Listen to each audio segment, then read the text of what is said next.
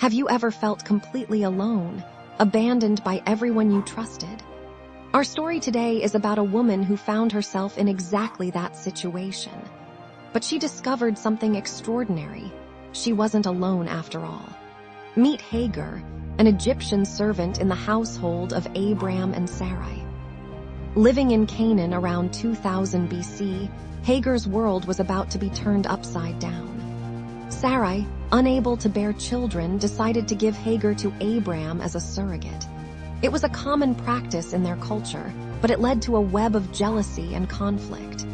When Hagar became pregnant, tensions rose. Sarai, feeling threatened, treated Hagar harshly.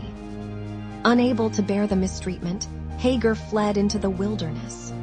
Alone, pregnant, and afraid, she found herself by a spring in the desert. But she wasn't alone for long. An angel of the Lord appeared to Hagar. "Hagar, servant of Sarai," the angel said, "where have you come from and where are you going?" The angel instructed her to return and submit to Sarai, promising that her descendants would be too numerous to count. Amazed by this divine encounter, Hagar exclaimed, "You are the God who sees me," giving God the name El-Roi.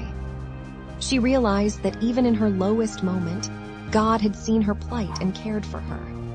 Years later, after Hagar and her son Ishmael were sent away by Abraham, they once again found themselves in the desert, out of water and facing death.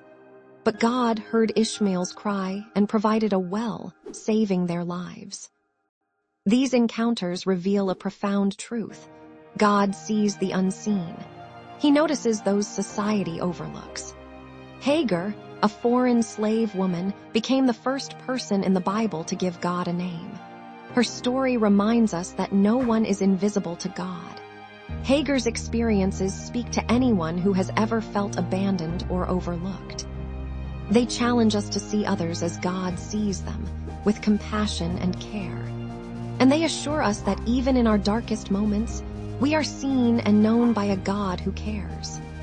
The story of Hagar introduces us to El-Roi, the God who sees. It's a powerful reminder that no matter where we are or what we're going through, we're never alone. God sees us, hears us, and cares for us, just as He did for Hagar in the wilderness.